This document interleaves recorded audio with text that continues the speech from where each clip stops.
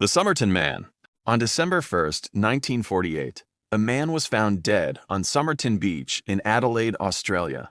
At first, it looked like a tragic but ordinary death. But when police started investigating, they realized almost everything about this man was strange. He had no identification, no wallet, no obvious cause of death, and the labels had been removed from his clothing. For decades, nobody could answer one simple question. Who was he? The previous evening, several people had noticed a man lying against the seawall on Somerton Beach. He appeared to be sleeping. Nobody thought much of it. But the next morning, his body was still there. Police arrived and quickly realized he was dead.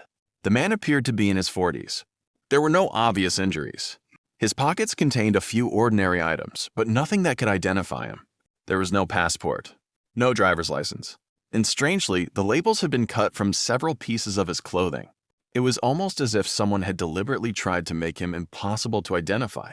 An autopsy was performed, but investigators couldn't determine exactly what had killed him.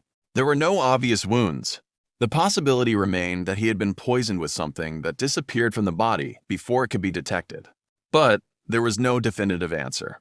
The phrase "tamam shud" was Persian. It roughly translates to ended or finished. Investigators eventually discovered that the words had been torn from the final page of a rare book called The Rubaiyat of Omar Khayyam.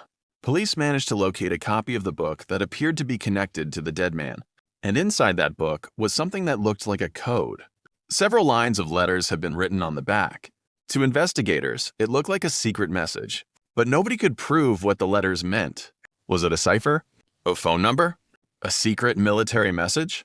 Or simply random writing? Nobody knew. Then the investigation took another strange turn. Police discovered a woman who lived nearby. She had reportedly been seen with a man resembling the Somerton Man before his death.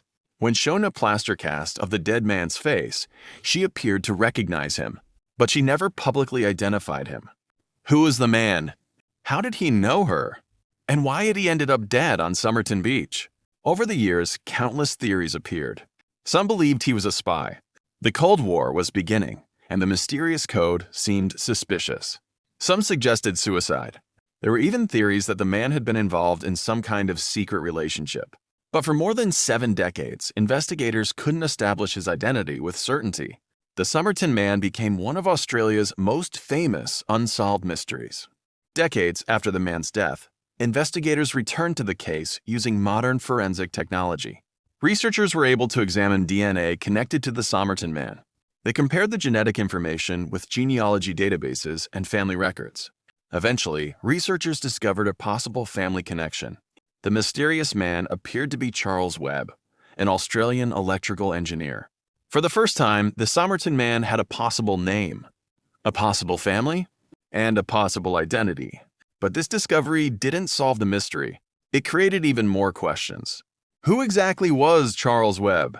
Why had he traveled to Somerton Beach? And what happened during the final hours of his life?